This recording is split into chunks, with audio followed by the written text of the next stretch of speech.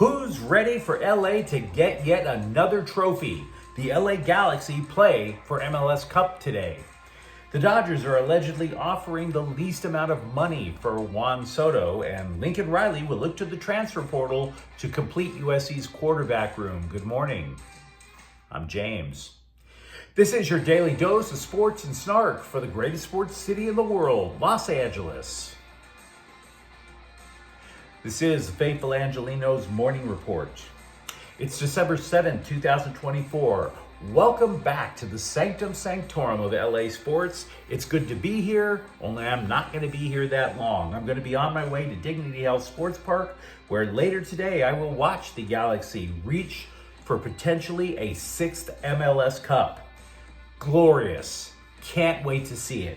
And if you like being in the know about LA sports, clickety-clack the like button. Clickety-clack the subscribe button. There's a notification bell. Hit that. It'll let you know when we drop new content. Sharing is caring. Let people know we exist, and by all means comment. Now, before we go through the news and notes, look at the scoreboard. Atlanta 134, Lakers 132 in overtime. Ugh. LeBron James scored 39 points. He recorded a triple-double. Anthony Davis added 38 points, but the Lakers dropped their third consecutive game. You might have also noticed that D'Angelo Russell, he was promoted to the starting lineup for a couple of games. Yeah, that didn't last. He was coming off the bench again. Instead, Gabe Vincent got the nod, which is kind of troubling because he too was being benched because he was a black hole on offense. I got to be honest with you guys, it's gotten to the point where it looks like JJ Redick is just grasping at straws. Rookie coach, never coached anywhere before. You hand over the keys to the glamour franchise of the NBA. Yikes. Meanwhile, today, it is not only Galaxy Game Day, it is the biggest Galaxy Game Day in a decade. New York Red Bulls at Galaxy at 1 o'clock. The MLS Cup final. Two MLS originals face off with the league's biggest trophy on the line. Now, for the Galaxy, much like Cody Rhodes said before WrestleMania in April, the goal is to finish the story. From 13th place in the Western Conference last year, from a fan revolt that resulted in an entire house cleaning of the front office, all the way up to potentially get that 6th championship, that 6th star on the jersey. A return to becoming the signature franchise of Major League Soccer. A chance to reclaim LA from the black and gold. Meanwhile, for the Red Bulls, they got plenty to play for as well. They've been in MLS since day one. They've never won the title. It is a chance for Los Angeles to again show New York which city truly is the greatest sports city in the world. The match is a sellout, and the Galaxy have not lost at Dignity Health Sports Park all year. Now, if you give me a moment to get to the rest of the scoreboard, we're going to talk a lot more about the Galaxy in a moment.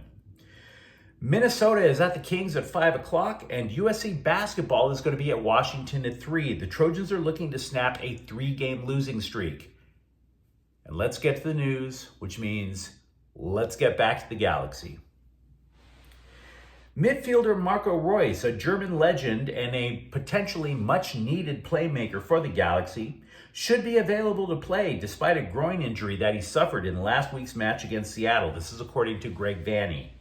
Now, I'd love to go in depth about the injury, but we at Faithful Angelenos Sports have a very strict don't discuss other men's groins policy. I don't always write the rules, but I damn sure enforce them. We do not talk about other men's groins. Reus, despite being a household name in Germany, has a career-defining reason to play his best today. He's never lifted a trophy. Again, he is a legend in Germany, but he played for Dortmund in the Bundesliga. Dortmund is a club with great international ambition. They are an internationally known club. Unfortunately, they have for more than a decade played second fiddle to a juggernaut in Bayern Munich. Munich won the top flight in Germany for 12 consecutive years. The streak was only broken last year. So yeah, Reus is given Germany and given Dortmund all he had and has bupkis to show for it. He would love to grab a trophy at some point in his life. And the Galaxy would be happy to oblige because, as we've been discussing all week, they're going to be down arguably the league's most effective playmaker in Ricky Puig, whose knee melted down like a villain in an Indiana Jones movie last week with about 30 minutes left in the match. And Puig, God love him, Puig would not be denied. He played another 30 minutes and assisted on the game-winning goal. Talk about sacrifice. You're playing on one knee, you don't act like it, and you contribute to the game winner. That is macho. But Royce is not the only international legend who hasn't hoisted a club trophy in his career. His teammate, defender Maya Yoshida, 18 years playing around the world, has not lifted a trophy. So if you're saying, wow, they're missing their best player, where are the Galaxy going to get leadership? Where are they going to get that extra oomph when they need it most? Oh, trust me, they've got motivation in spades. Now, as for today's match, we'd be remiss if we didn't again acknowledge something we've been saying all week. Puig was playing like a man on a mission. He already led the league in touches, completed passes, shots, goal contributions. He was the Galaxy offense. If he were healthy, the Galaxy would be heavy favorites. Now, without him, they're simply favorites. Even before the season started, when people had very little idea of what Gabriel Peck or what Joseph Paintsil could really do, the strength of the Galaxy was said to be midfield depth. So, you're not going to get another Ricky Puig, but you're not going to get a schlub either, which has led to speculation all week. Who is going to be the next man up? And Vanny hasn't said a damn thing other than Royce is getting healthier. Everything else is guesswork. I've been reading a ton about this match because of that one question. Who replaces Puig? Everyone is guessing. The Athletic, CBS, Fox, us. ESPN chimed in yesterday. They came up with alternatives number 4 and 5. One alternative, Royce and Diego Fagundes as attacking midfielders, with Edwin Cerrillo playing back a little bit as a defensive-minded mid. Then there's alternative number 5, if Vanny thinks the Red Bulls will be attack-minded. Gaston Brugman as a second defensive-minded midfielder, along with Cerrillo. Now, I'm skeptical that's going to happen, to be frank, because New York regularly loses the possession battle, which suggests to me that the Red Bulls aren't looking to push the pace. Now, you let me know, of course, what you think in the comments thread. Lots to talk about for the Galaxy today. Baseball's winter meetings begin in Dallas tomorrow. And because of that, you should expect these crazy rumors to just come so fast at you. Really fast. It's so fast you could literally hear Rick Moranis screaming ludicrous speed as he flies headfirst into a wall. The question will be which ones of these rumors we should take seriously.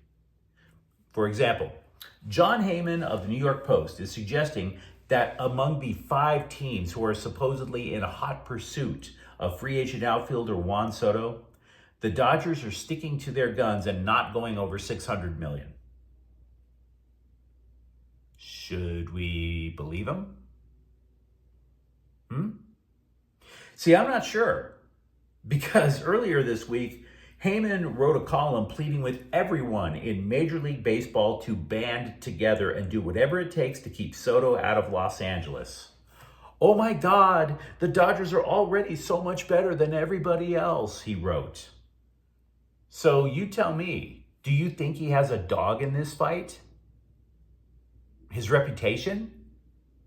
Not that he has a particularly great reputation. This is the guy who claimed that Aaron Judge was going to sign with the Giants a couple of years ago. Look where that got him. As for the Dodgers, we've also mentioned recently that they have more than $1 billion in players' salaries that are deferred so that the luxury tax hit that they take is not as severe. And that has made fans of 29 other baseball teams act like female dogs, should we say? Now, of course, that ignores that other teams defer salary too. For all the moaning, the gnashing of teeth that you hear down south from Slime Diego, keep in mind, teams such as the Padres deferred a lot of Manny Machado's contract. So, methinks thou dost protest too much.